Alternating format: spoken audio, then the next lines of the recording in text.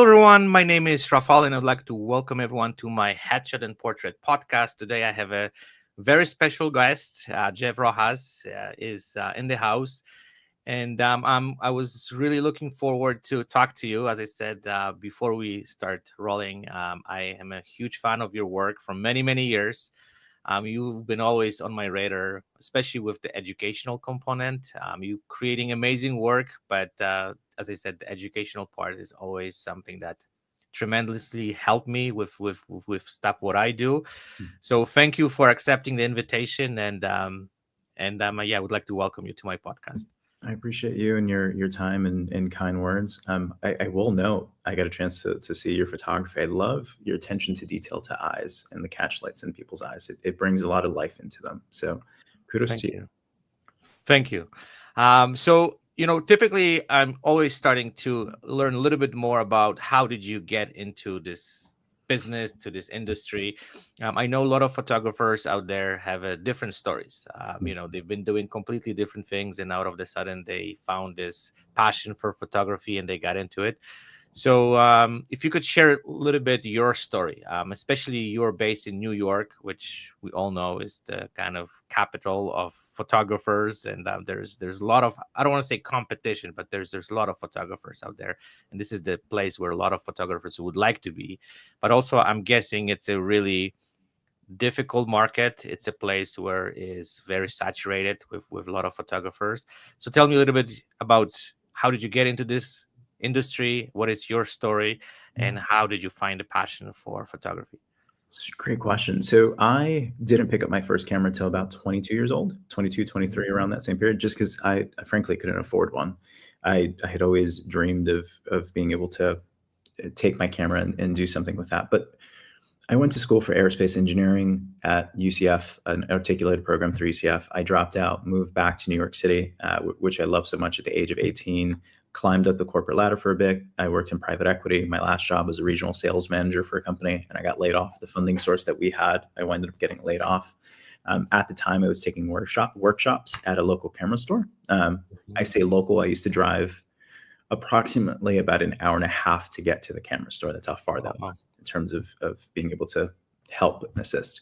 And at the time, I had just picked up my first camera. It was a Canon 450D. It was Mhm. probably like $400 I picked up at B&H, and I would go there and practice in these classes alongside guys who had at the time like a Canon 5D Mark II with a 7200 lens, and their camera and lens was like 10 times the cost of my little kit lens and my camera.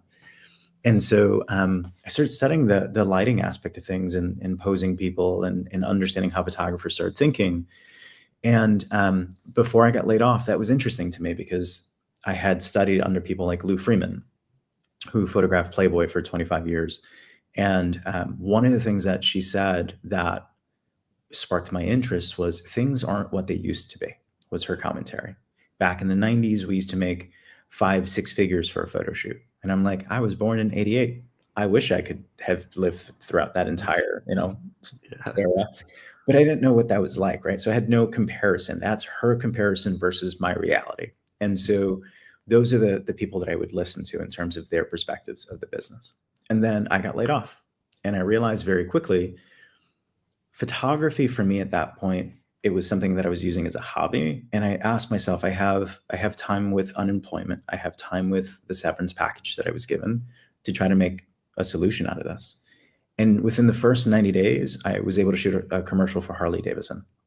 Oh, wow. And it was local. It was a local campaign throughout the entire city. However, what I realized is that they were opening up a new location in downtown New York, and that they hadn't even considered the marketing yet. They were still in the construction phase of their business, that they hadn't really focused on the marketing endeavors. So reached out, contacted them, and proposed a photo shoot without the skills to be able to do that, right?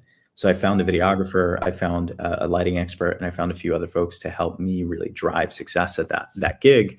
And that became the catalyst for my career.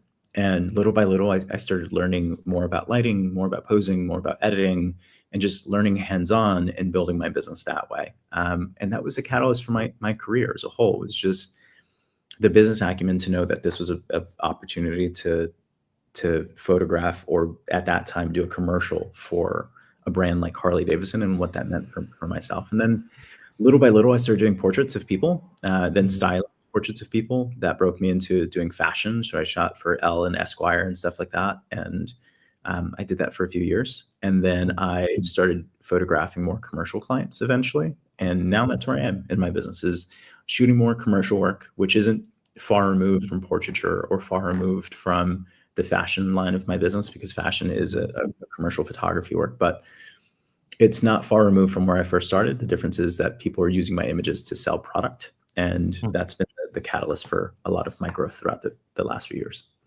Okay. So my next question, actually, you just partially answer it, but what drawn you into the portraiture? Because I know, like, photographers like to do different things, and like, for example, like I started with weddings, and then I, like, slowly turned into portrait and hatchet photographer. So what was your path? Like, why did you run into the portraiture right away?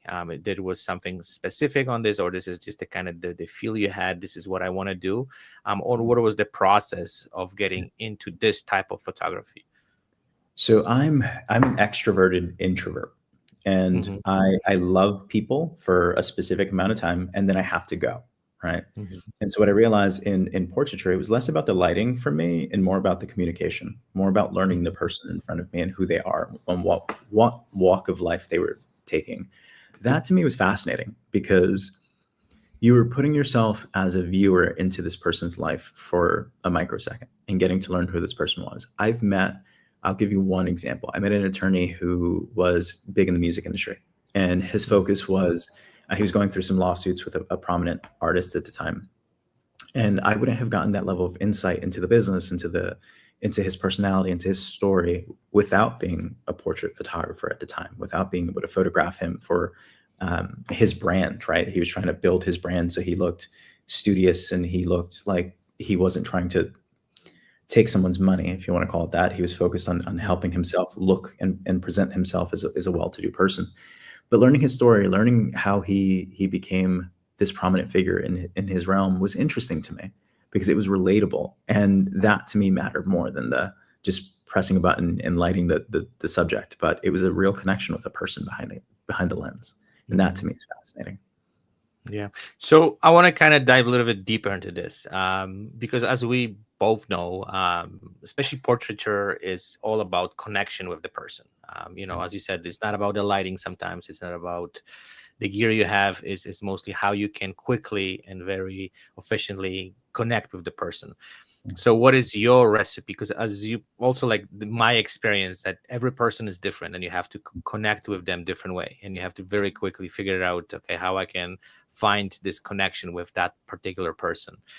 So what is your recipe, and how this whole thing evolved over the years? Because I don't know, like, what was your experience, but I remember I'm introvert, and then for me it was really difficult to, like, very quickly find that connection. You have this, like, wall between the person and you have to just break it fairly quickly. So tell me a little bit how you kind of breaking this wall quickly and you can find that connection, because this is also, I can see through your work, like, every image which you posted or is on your website, on your Instagram, you can really see this strong connection you have with the person you're photographing. So let's kind of dive deeper into how you work with your subjects, with your clients, to get that very, very strong connection. I appreciate that. So here's my first thoughts about human interaction and connection. Outside of even photography, I always put my camera down. My camera is not it's not the first thing that I pick up. The camera acts as a stage in a play for the person I'm trying to photograph. And if that person hasn't been on a stage or play, it's one of those things that feels uncomfortable, right? So I want to put that source of fear away for a moment and be able to connect and have a conversation.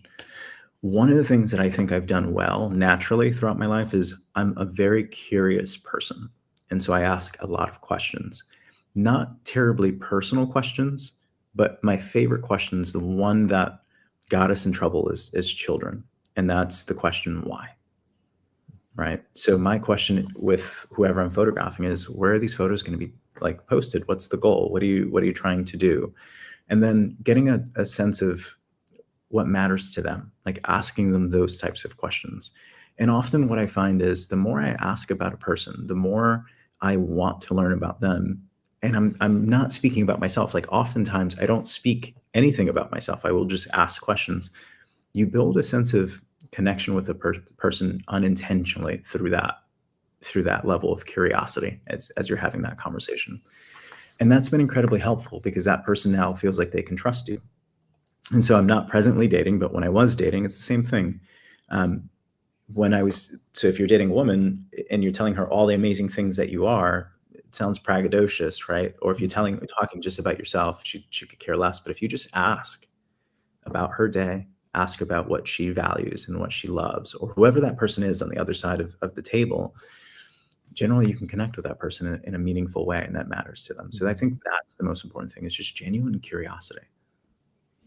Absolutely. So tell me, if we could also just kind of go to the next kind of level of this conversation, how your work evolved over the years. Because as we both know, when we starting, it's like, going into the dark room and we just try to guess a lot of things. Even though we have nowadays a lot of access to all sorts of different informations, there's all sorts of different good advices and recipes, but it seems like for me, it's just a kind of, you have to learn certain things on your own, right?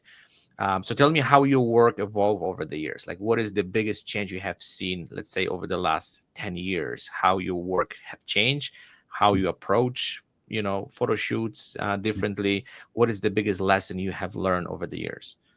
So from a business standpoint, it's not to compare myself to my peer set. Mm-hmm. Because what winds up happening, and this is a very real, visceral thing to me, is I've seen behind the curtains with a lot of photographers, Mm-hmm. right? I've seen many prominent speakers and their actual business versus what they're communicating. And things Mm-hmm. aren't always what they seem. And so what I realized is a lot of it can feel like blind leading the blind, if you will.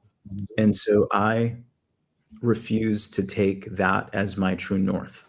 And so I focus on larger picture or bigger picture. I'm thinking about the market as a whole. I'm thinking about other industries as a whole. I Mm-hmm. know, for example, that when I think of content creation, which is what Mm-hmm. photography and videography are, right? Where does that have the most value? And when I ask myself that question, branding is important for individuals as a portrait photographer. Weddings is important because people want to capture memories for sure. The commercial photography, because businesses need content in order to drive a faster speed to market and sell more product. I'm looking from an outside in versus what my peer set is doing, because I'm trying to better understand the needs of my customer, not the way that my competitors are necessarily solely going to market, right? So I think as photography has evolved, I've focused on thinking about things from a macro perspective instead of just a micro perspective, and thinking broadly. And that's really changed how I've been approaching my business. And so if Mm-hmm. you would have asked me this at 22, I would have said, I want to be a fashion photographer. Great. How much need is there for that? Right. Mm-hmm. So that's the supply versus demand. If there's a saturated market of fashion photographers and you're trying to compete for a very small market, that's a problem. So how do you position yourself as a unique individual in that marketplace if that's what you want to do in order to drive value for those consumers? If it's portrait photography and I'm competing with 10 other people and all of us have the same quality of work, do I want to fight in that market? Or is there something of value that I can present that's really going to help us drive business? Or if it's the commercial photography side of the business, what can I do to position myself? So I'm always thinking broadly and bigger picture, and that's helped me evolve my business accordingly. Okay, so let's discuss this, because like I hear what you're saying and I 100% agree with you. But how we can kind of find a balance between what we want to do and what we should do as a photographers, because you clearly said, you have to evaluate the market, what is the best place for me.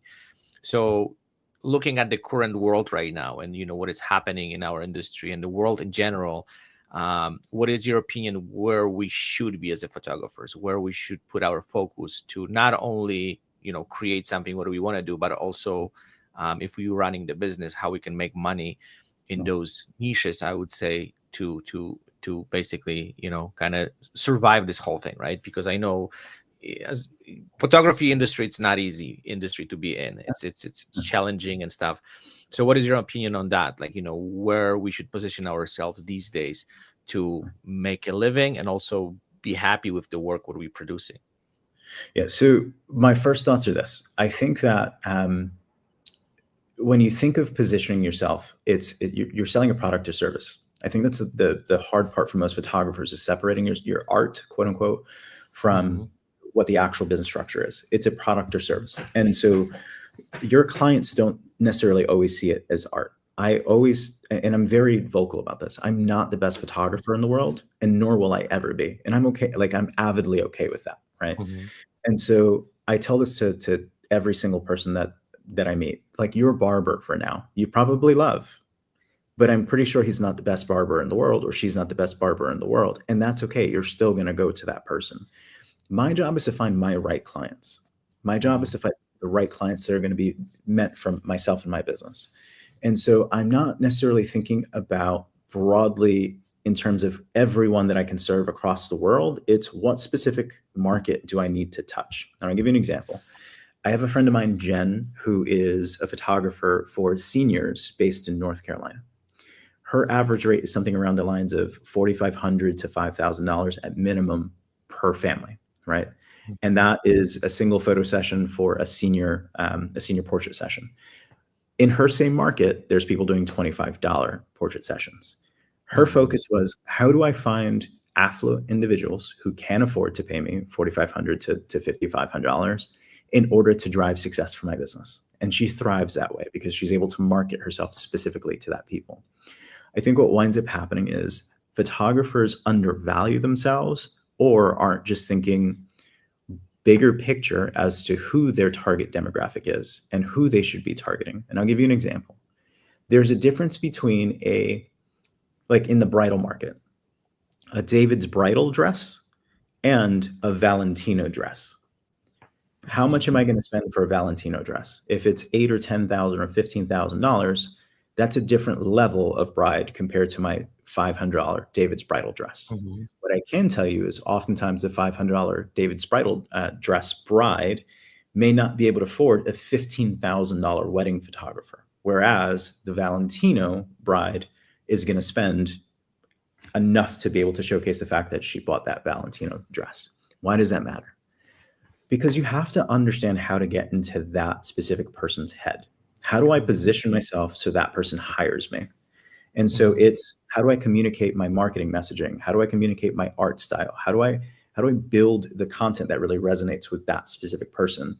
And so I would Mhm. reverse engineer what a valent if I wanted to be a wedding photographer for that market, I would reverse Mhm. engineer that buying experience. Let me look at a Valentino dress. Let me look at that those venues that person's going to. Let me look at the rings that person's wearing. Let me look at the accessories. How is she being presented content today? And I would replicate that content in a way that my Mhm. portfolio is able to articulate. I'm that photographer. When you start thinking strategically that way, you're putting art kind of to the side and you're focused on driving the business forward. But for Mhm. you not to be a starving artist, you have to be able to continue shooting. You have to be able to pick up the camera every single day, or every week or every month, and do a shoot. That's part of it. You're not always going to shoot the things that you love to do, right? That's just Mhm. our reality. But sometimes the things that you shoot that are okay, and not even come across as the best, most award-winning images, just pay the bills. But it gives you the luxury to go shoot the things that you want to go do. So it's having that Mhm. humility. Sometimes you have to do the job in order to get what you're trying to drive for. I think that's where a lot of photographers fail. They're trying to Mhm. they're trying to scale with much um, smaller weddings and portrait deals and even commercial clients and such, instead of thinking, I want the high end ones, because they don't ask questions Mhm. about pricing, or they're not so finicky about pricing. I don't have to finagle with them back and forth for 30 days for payment. Oftentimes they're Mhm. paying upfront. So let me find the right person and communicate my value the right way to drive consistency. Even something so simple as the value that I bring to the table. And this is something that I think a lot of photographers absolutely struggle with. In my last 13 years of teaching, is convenience. Why do we drive cars instead of ride horses everywhere? It's because it's convenient. Mhm. We are always considering convenience in our daily solutions. It's why I can communicate with you from my phone as opposed to sending smoke signals, something through the mail. It's the access to Mhm. convenience that can do this. So if I was a wedding photographer and it takes me a month to deliver, and I'm being exaggerative, but if it takes me a month to Yep. deliver my images, but my competitors are doing that in a week, I'm losing to my competitors. So it's about that convenience. I think that's where a lot of photographers struggle, and I think it's something that we need to double down on. Mhm. So convenience is a one thing, but can you explore a little bit more about creating the value? Because I think we all going after those high-end clients, right? And I agree with you when you said, okay, this is completely different negotiation. This is completely different approach. I know working with clients who have money, and then this is not an issue. It's a completely different dynamic between photographer and that person. But how, as a, let's say, portrait photographer, we can create that specific value? I know you pointed out about convenience. Is there any other elements you would recommend to photographers to create that specific value? So when you have that discussion, or you get to this person who is high value client, or high paying client, they can see the value through not only your work, but I know there's all sorts of different elements.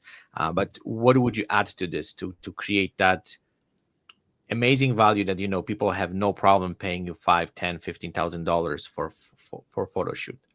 It's a great question. So think about what is the customer's business objective. What is it that they're hiring a photographer to go do, right? So that's inherent in the process of collecting data for yourself for pricing purposes. But let's look at what portraiture entails.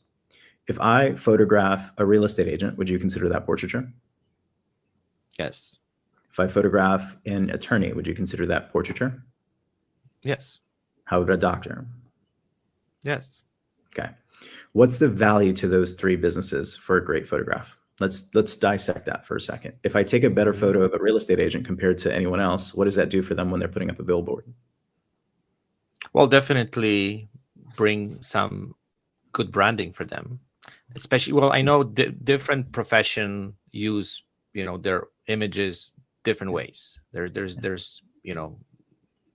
that's obvious that everyone kind of using those images completely in different format, in different ways. Some of them using this for market purposes, some of them need them for the website. So as you said, like everyone has this different way of using those images. So what's the antithesis of that? Meaning, if a real estate agent had a terrible photograph on a Mhm. billboard, what would that do for their business? Well, definitely would decline a business for sure. Correct. So the impact that we have for that specific person, just a real estate agent, is we can help them drive new business based on just solely an image, right? So I Absolutely. tell photographers all the time, how many times have you seen images that you've seen billboards in town and you're like, I can do 10 times better than that person? In 13 years of speaking, I've spoken to thousands of attendees and students. I've had on Mhm. collectively five, less than five, who've said, I've done that. I've called that company to say that I can do better than their previous photographer, and say that I would Mhm. love to align with those things. That's an opportunity in the market. How much do you think that they're putting billboards up for? Thousands of dollars a month in terms of footprint, all the Mhm. signs that they have around town. They're investing in themselves and their brands. So why am I not attaching myself to that? If I can help them drive new revenue, that's what's important. Mhm.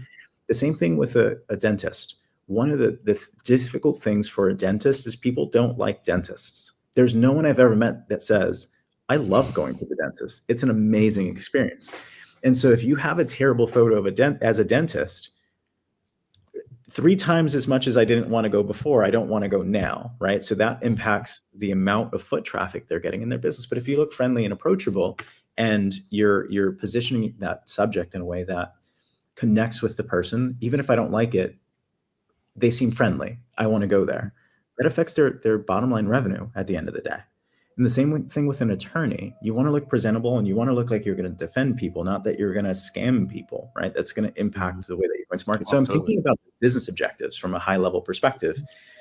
The doctor's trying to bring new patients into his business. The lawyer's trying to bring new business into his realm, and the real estate agent's trying to sell more houses. How can I help align with those specific business objectives in a way that helps drive revenue? Here's the cool thing.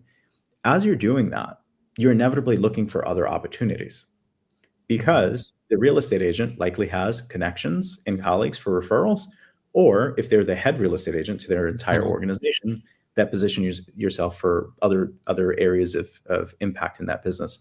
If it's the attorney, the same thing. And if it's the dentist, think about the network that they have in terms of their business and all the clients that they Absolutely. reach.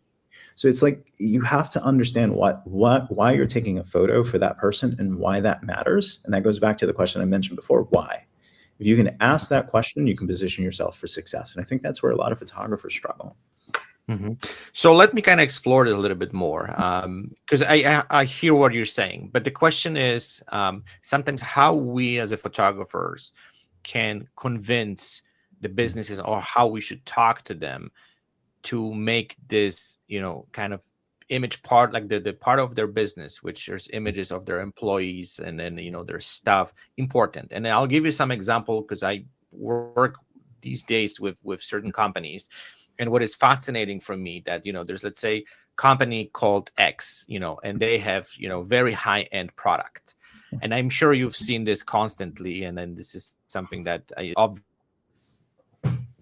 on that, where they spending tons of money on, let's say, product photography on their on their product, their company, their business, but when it comes to portraiture of their CEOs, their employees, is completely neglected. And I could just show you some examples and we can talk off the top, because I don't want to, like, right now just expose certain companies, but I work with right now with company which produces products which are worth it millions of dollars, but when you go to their website and you see images of their employees and their staff and their CEOs, they absolutely the lowest end images you can possibly imagine. And what is interesting for me, why we're living in this kind of, like, I'm not saying society, but this kind of communities where people don't, I would say, put any value into this, right? And I talk to companies, and it's easy. Well, it's easy to sell sometimes because they can, when you show them real examples, like, okay, you spend, let's say, $20,000 on imagery for your product, and your, CEO has a selfie done somewhere, which is bad lighting and all this stuff, which looks horrible. How you can kind of create and how you can have a discussion with those companies to put some importance on those type of stuff. So here's my first thought there. You're trying to articulate a problem to somebody who doesn't necessarily think they have a problem because they're selling, Okay. right? So Mhm. they're selling product at the end of the day, and until no one changes until the pain of not changing outweighs the pain of changing, right? Mhm. So you don't lose weight until the doctor tells you if you don't lose weight, you're going to die in a month. I mean, Mhm. that's most people. And so when you think about change behavior, there's Mhm. no there's no reason for them to want to hire you as a photographer because they don't Mhm. see a problem, right? Yeah. If they saw a problem, they would say, "Oh, this is impacting us." So you have to articulate why this is a problem, Mhm. not necessarily calling their baby ugly. That's the worst thing that you can do to anyone, but being able to Mhm. say, "This is really impacting you and your business, and here's how. Here's the quantifiable metric that really Mhm. justifies that." And as a photographer, that's difficult to do because you don't Mhm. know what the quantifiable metric is. What it sounds like is your company that you're working alongside is selling millions of dollars of product, that number hasn't declined enough for them to care about looking at everything else in the business. They have other Mhm. things that are high priority as opposed to what you're trying to position. Mhm. So I say, is that the right company that you should be targeting, or should you Mhm. focus on a company that is focused on where their pain points are along the process, like the Mhm. lawyers and doctors and dentists that we talked about before, that are going to likely be more high value, low touch clients because they understand the value that you're bringing to the table. Mhm. Sometimes it's not worth the uphill battle. I've had that uphill battle. And what winds up happening is you're going to burn a bridge. Eventually, they're just going to be like, this person's a nuisance. I don't want to talk to this person. You can come back to them in a month and say, hey, just letting you guys know I'm here. I helped this company. They were able to see 2 times more clicks on these products based on those images, based on some of the feedback that I had from them over the last month. And I worked alongside them Mhm. in terms of generating content. But you have to be able to articulate why Mhm. this is a problem. And if they don't see it as a problem, find the quantifiable metric that shows why that's impactful. Does that Yeah. make Yeah, oh yeah, absolutely. And you know what is interesting in my experience, like whenever you show them that, let's say the competition is doing it, sense? all of a sudden this fear kicks in and Yeah, then, change completely the way they think. But then absolutely. at the same time, you don't really want to, play that game because, it's risky, right? If you start implementing fear in those people, they might take this completely different ways. Some company might take this, okay, you know what, this is a problem, let's work on it and fix it. But there are companies, as you said, they're like, okay, I don't want to talk to this person because they try to like use the fear to force me to do business with them, right? So I found this, as you said, like you have to know how to negotiate and how to basically articulate, what the problem is and if they can see it or not, right? And sometimes they do, and I found most of them, when you kind of show them specific examples, their competition is doing something which kind of elevate their business, all of a sudden they think completely different. I agree. And here's from my standpoint, and this is for anybody listening to this, and for yourself. Hmm. I do quarterly check-ins with most of my clients just to see how Hmm. they are in terms of driving success. So I recently photographed for a clothing company, and I have a meeting with their CEO on Wednesday. My meeting Hmm. with the CEO is to make sure that the content we're producing is aligned with their expected outcomes. What does that Hmm. mean? The images that we're taking, I want to make sure, because they're being utilized for marketing purposes, that they're resonating with their target audience, that they're Hmm. helping drive success for that business. And so we'll have that check-in, and then based on that, because they're the ones producing, finding the model, finding the locations and stuff. They've been producing everything. Historically, I've done it right in Hmm. the past. This time I let them do it because they wanted to cut costs. Now I can have a comparison between here's how you did it, here's how I did Hmm. it, right? And then I can drive that from almost a marketing consulting perspective. Why do I say that? I think that it's important to have with your clients quarterly or monthly check-ins where you're like, hey, just checking in. How's everything going? Did this produce the expected results? Remember that if you're a portrait photographer photographing for real estate agents or lawyers, like professionals, Hmm. you're selling B2B. In any other business, that would be called B2B. I'm selling it to another business to help them drive success. So you want to make sure that their business outcomes um, are driving success based on what you were able to produce. I think any other business does that, and if you look at it as photography as a product or service, it's important to do that as well. Absolutely. So let's switch the gears and let's talk about topics which they are recently extremely controversial, and there's a lot of discussion on this. Uh, I would like to touch a little bit on AI, Yeah. how this is affecting our businesses today, and how this is affecting photography. Yeah. And I just want to kind of get to your point of view, which direction we're going, because I think, in my opinion, this whole thing is quite unpredictable. It's moving extremely fast. Yeah.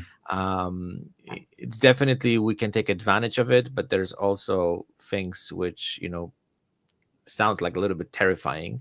Yeah. And everyone, I think, because it's so unknown, that's why everyone is kind of like scared a little bit of what is happening. So what is your opinion on AI and how this is affecting our industry, and what is the direction which you see we're going when it comes AI being implemented in our work? So I'm going to say something that a lot of photographers are going to hate Hmm. right off the bat. So consider this more controversial. I've been saying this for years, so this isn't something that's new. So if you've ever heard me speak anywhere, I've said this exact same thing. Evolve or die. Hmm. It's a scary thing to say, right? But let me just put context to that. Back during the Industrial Revolution, you had how many seamstresses hand making clothing in factories? We have no idea, but there's probably thousands, if not Thousands. millions of them, right? What happened when the sewing machine was invented? All those jobs were lost, Yeah. right? And then what happened when most of those jobs got shipped overseas? Most of those jobs don't exist in the United States or Canada any longer, do they? Right? No. The market doesn't care about the individual. The market is what it is. And that's the thing that most photographers are struggling with, which is I want to do this thing, great, but what's the longevity of that thing that you're trying to do? And so we're in a world where you and I got to see film to digital. You and I got to see videography go from a $30,000 camera to a $2,000 or $3,000 Canon 5D Mark II. When the video shut out, we got to see and it's the same conversation, right? Mhm. There's transformation that happens along the way, and there's growth and evolution that happens along the way. That $3,000 Canon 5D Mark II or Mark III put out quite a few cameras in the market that were $30,000, but it made it more competitive. Now anyone can have access to the market and being able to create. So when I say all that, you as a content creator, you as a photographer have to learn how to use the tools that are available in the market to continue thriving. And if you don't, you die, right? This isn't about AI taking over your job, but rather how do you use it as a supplement to what you do every single day? What I think AI does really well, in my hypothesis, is it helps you as an individual be a multi-person business. Mhm. All the things that you were having to do on your own before, you could use a tool to supplement a lot of that, therefore alleviating some of the pressures of running a business. For example, writing marketing campaigns, I can do that from AI. Being able to start presenting social media content in the right way and doing captions, I can use that I can start creating that, or at least supplementing it using AI. I can use AI to look now more than ever, look through images and find the best image based on my catalog. That's still expanding and it's still growing, it's still evolving, but that's still a process. Now I'm not having to spend hours culling images because I have something to help me drive success there.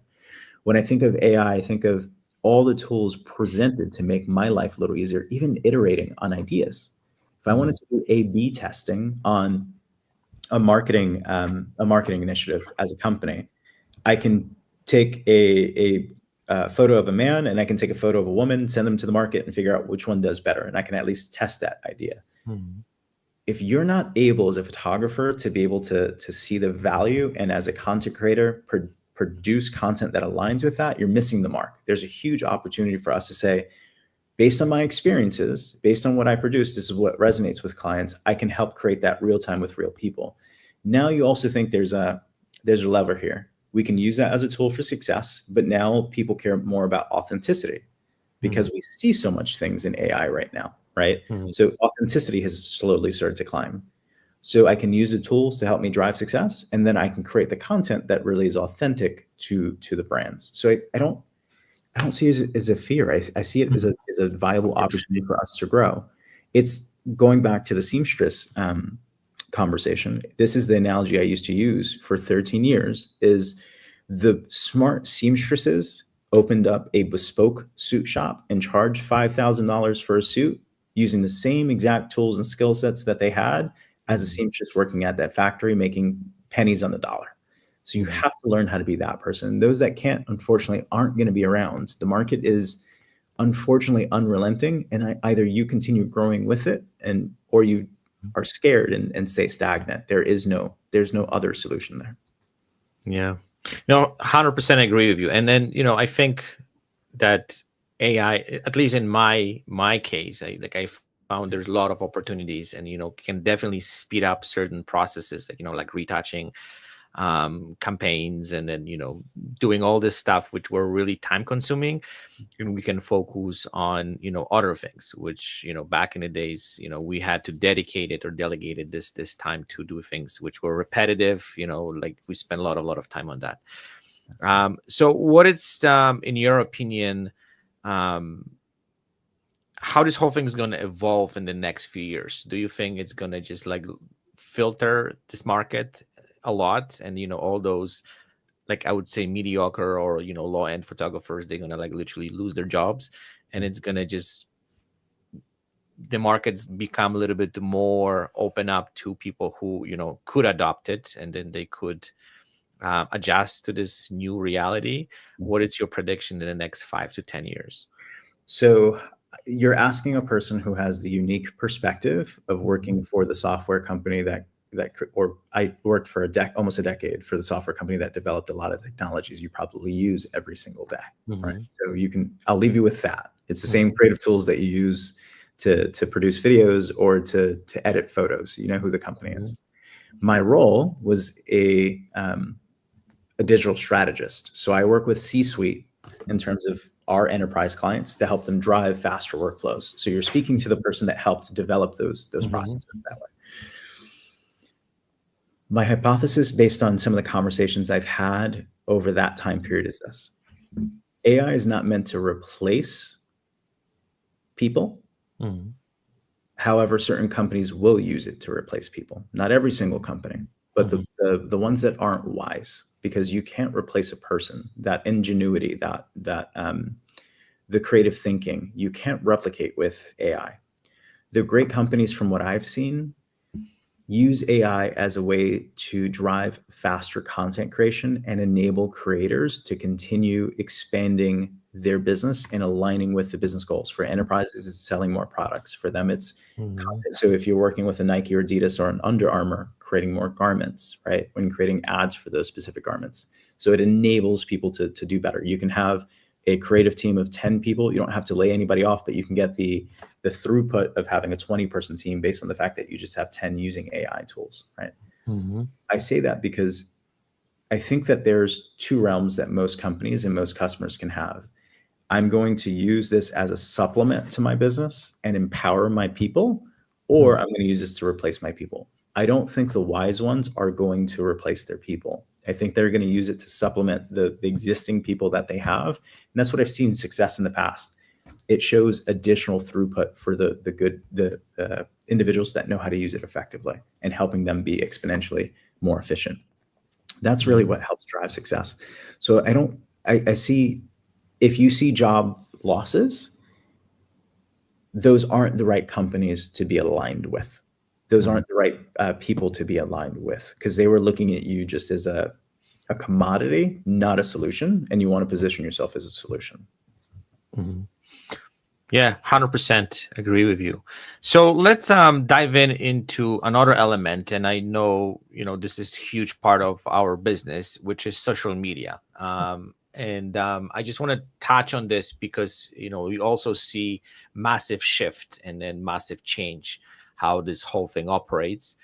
And I agree with you. We have to kind of adopt to this new kind of trends and new reality and how those social media operates.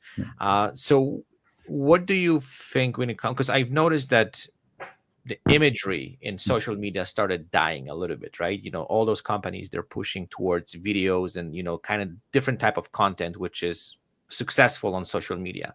How photographers nowadays can adopt to this new, I would say, push from social media that they, and maybe you don't agree with me, but this is kind of the way I see it. I've noticed that the social media pushing on photographers, okay, you guys have to do what we want because this is what we're gonna push it, right? And that's what we're gonna make visible for your audience. How photographers can adopt to this new reality and how they can kind of work with social media in a way that it's successful for them, but also they can showcase their work the way that it's visible on all those platforms and all those social media outlets. So my first few thoughts are this: documenting the experience of what it's like working with you is important, right? That goes back to the authenticity thing. You don't only have to show your images. I think it's great that you're able to show your images, but what was the experience like to create those images? And even showcasing things like behind the scenes photos and video, right? The video aspect is incredibly important, especially for the algorithm. But nothing's stopping you from taking your phone and saying, hey guys, I'm here with my client. This is what we're doing. And this is the end result. And that takes 3 seconds of your time or 10 seconds of your time. And you can upload that. I will also say this, and this is, I was talking to my future brother-in-law. He's trying to build a gaming platform, right, on Twitch. And he's like, I'm not getting much viewership. And I was like, look, I started my YouTube channel 10 years ago. Okay. I spent tens of thousands of dollars creating content. We went to Iceland. I think I spent $10,000 and $15,000, both one time going to Iceland the first time, and then $15,000 the next time we went to Iceland, just to produce content for a client, right? Out of pocket. I think I got total like 60,000 views on there. And then I winded up producing, this is going to sound ridiculous, but hold on for me for 2 seconds. There is a point to this. I produced something in 30 seconds at a country fair. And this is that little video. So at the top left-hand side, you should be able to see Mhm. 6.4 million views. It Mhm. took me literally 30 seconds to produce. I edited it quickly and it went viral. It did many more times over than my entire YouTube channel over the first 5 years of content in terms of viewership. Mhm. And it took me 30 seconds to do. My point of that is you don't know what's going to hit and what isn't, right? And that can feel incredibly disheartening. And it cost me $0.00 to produce that content that Mhm. resonates with people. Keep creating, keep showcasing that story because you never know what's going to hit, right? Mhm. And it's about being consistent. Candidly, I left YouTube for almost 5 years of producing content. And I know that like my viewership right now is incredibly low. For me to get back to those record numbers, it's about consistency. And it's Mhm. about, for me, not making it an entire production, whereas I would spend thousands of dollars to produce something, and do things that feel real and authentic to people in a way that is reasonable for my budget, reasonable for being consistent, doing snippets of 2-minute videos and 3-minute videos as opposed to a whole production that's 45 minutes long. Like it's being intentional with your content, being authentic with Mhm. that content, and then producing it in a manner with, be appreciative of the 2 people that like the video and stop thinking about the 6.4 million that you're trying to get for something that has nothing to do. Like Yeah. it's about being intentional and just showcasing what it's like working with you. Like social media is its own beast and it's Mhm. messy, and photographers are always chasing something that's always changing. I'm tired of hearing about the algorithm. Mhm. The algorithm changes every single day. It's like waking up to a husband or wife that's always changing their mind every single morning and they're a different person every single morning. That's exhausting, right? And at some point you have to like level set with that person and say, okay, here's what I'm going to do, here's what I'm going to do well, and the people that really care are going to watch that content. Do I really care about the 6.4 million? Do they have anything to, nobody put money in my pocket out of the 6.4 million people. So do we really care? Or Mhm. is it just my ego for those 6.4 million, people? Yeah. Be intentional. I care Yeah. about, let me focus on the clients that I'm trying to reach out to. I don't care that it's 100 views, but it's 100 quality views for the right person. I Mhm. think, let me clarify this entire mess that I've gotten to this point to describe this. Mhm. I would rather have 100 customers in a brick and mortar business walk through my front door and buy from me than 6.4 million walk in front of my door and no one see my business. Mhm. Doesn't matter how big of a massive amount of crowd, if no one's coming in, no one Yeah. cares. So how do you monetize the 6.4 million to come in? That would be the ideal situation there, right? Mhm. But if all of them are Absolutely. just walking by, does that matter? And more photographers are so focused on 6.4 million people walking by their business than they are the 100 people that are interested in buying from them Yeah. and interested in reinvesting in them than anyone else. So focus on the clients that really matter and show what it's like working with those people. That's, stop Mhm. thinking about likes and shares and follows and your growth and start thinking, sorry, and your follow account, and focus on the clients that matter, that are paying your bills. That's what Mhm. matters. Yeah. So I agree with you, but let's kind of explore this a little bit more because, like the one thing which you showed, and then, I had similar experiences that, the content which I thought is not going to resonate with people actually did. So what I'm trying to say is this whole thing is really unpredictable, but I agree with you. We have to create content and, this success will be kind of side effect at some point, something's going to hit sooner or later, as soon as you're producing stuff. But also what I've noticed, there's certain content which, like we both know is controversial, triggers people, right? I've noticed that through even my own experience. You post something educational, something, as you in your case, like, you dedicated thousands of dollars to go to certain place to create this amazing content. You put probably soul and heart into this, not all, probably, tons of money as well. And you see that, okay, people don't resonate with this. And I know, I'm not saying that it's not a success, because it is, because we've learned something, we've created something we're proud of. um, but my question is, how to find a balance in this whole thing, right? Because I know I can, let's say, and I don't want to go political by any means, but let's say you post something about, president, or, something, trigger people, and people going absolutely nuts. And that's what I'm kind of trying to stay away and try to find a balance, that there's has to be a little bit of educational component, there has to be something to laugh at, but also I don't want to kind of go the direction that I know if I'm going to start posting those specific things, people are going to go crazy on social media, right?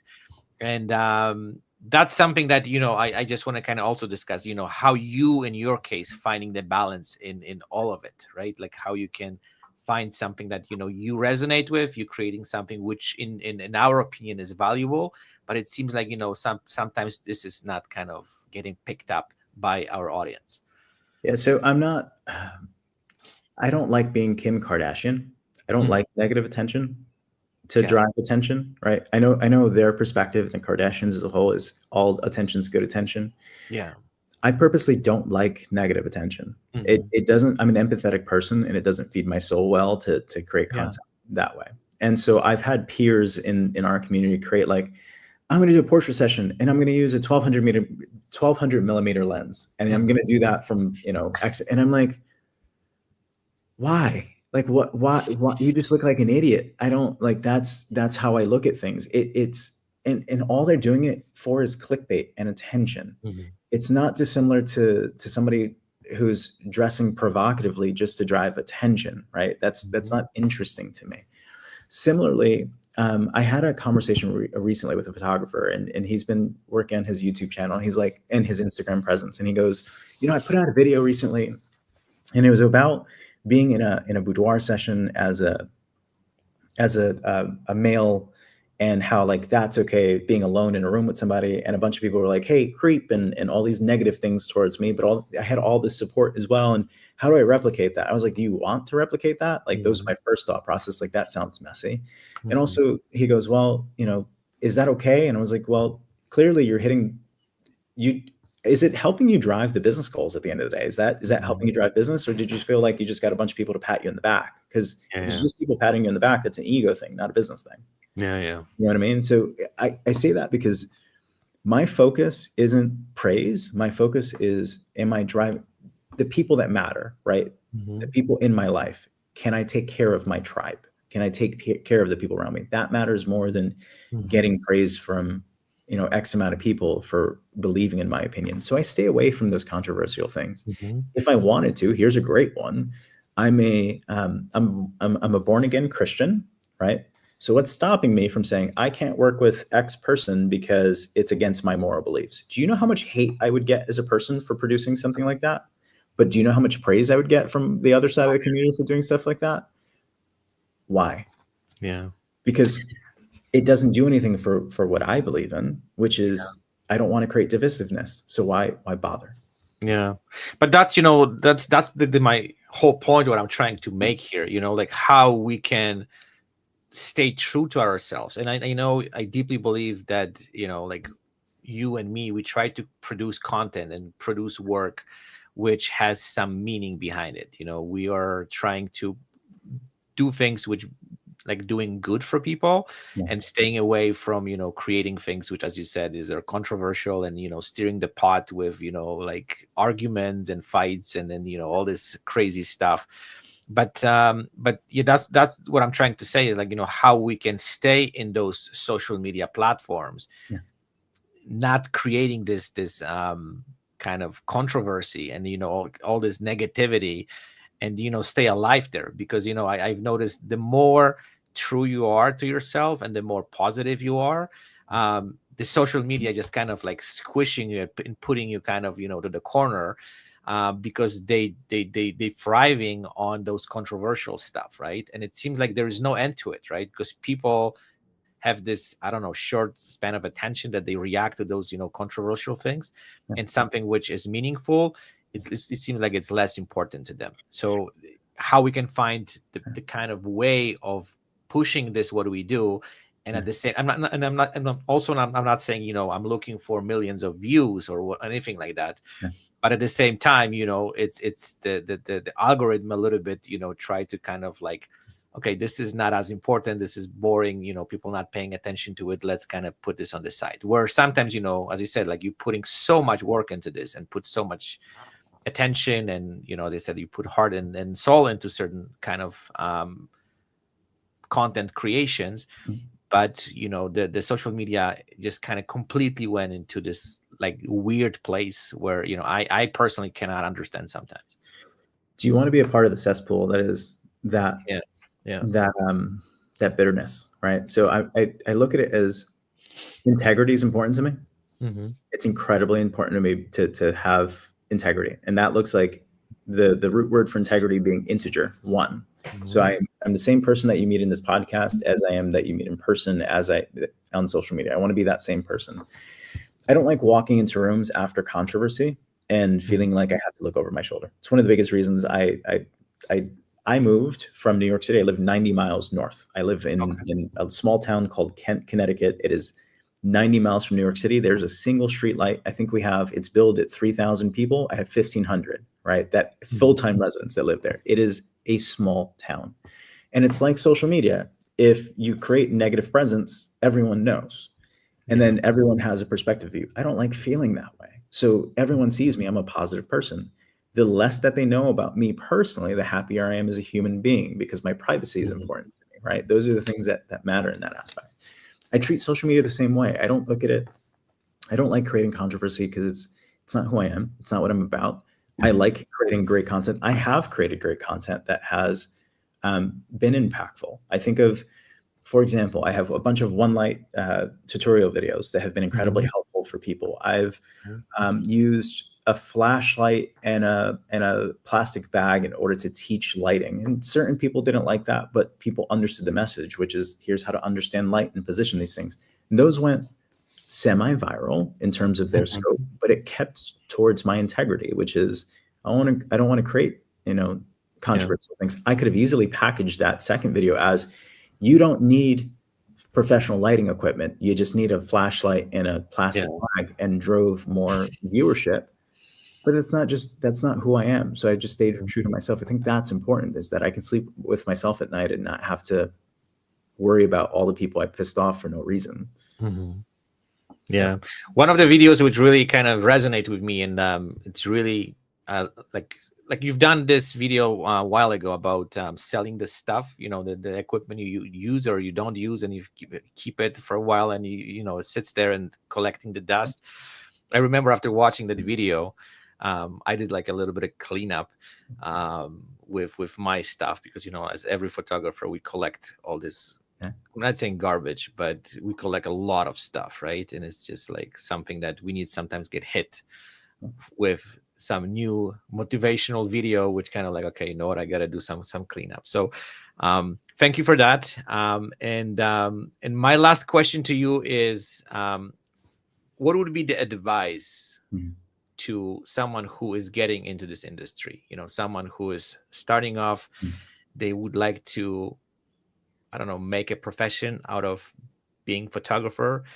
What would you tell them after almost 20 years of being in this industry and looking at this, what it's happening right now, your personal kind of experience being a photographer? What would you say to that person? Focus on the business more than the art. I Mhm. think it's easier to create the art than it is running the business. I think focusing on driving success in the business matters more because those skills are transferable to other areas of photography. Mhm. I think that it's not an easy industry to get in, but if you're purposeful and mindful, it can be lucrative. Mhm. Um, and then don't listen to other people at the end of the day. I don't like adding all that together. Don't listen to naysayers. I think that's important as well, right? Because you will have people like when I first started, someone tell me things aren't what they used to be. I could have taken that as, well, there's no money in this industry any longer, so I'm going to leave. And I meet a lot of bitter people in our industry who feel Mhm. very same. And then my invoices, when I invoice my clients, do say differently, right? And I look at that as that's the business acumen side of things. You have to be focused on the business, not just the art. I'm not the best photographer in the world, and you will never be. There's no like neither of us will ever be. So focus on driving business and reaching the right client and selling the right client in a way to keep your roof over your head. Absolutely. Jeff, thank you so much for this conversation. That was absolutely a pleasure chatting with you. I hope we will be able to do this in near future again. thank you for all the content and all this educational things you're doing for this industry, because they've been tremendously helpful for many photographers, including myself. So Appreciate thank you for that. And yeah, I will link all your social media and all channels, everything what you do to this podcast. And yeah, I just want to say thank you again for accepting this invitation. And as I said, it was a real pleasure chatting with you. I appreciate it. Thank you for your energy and your time, and thank you as all. Okay, thank you.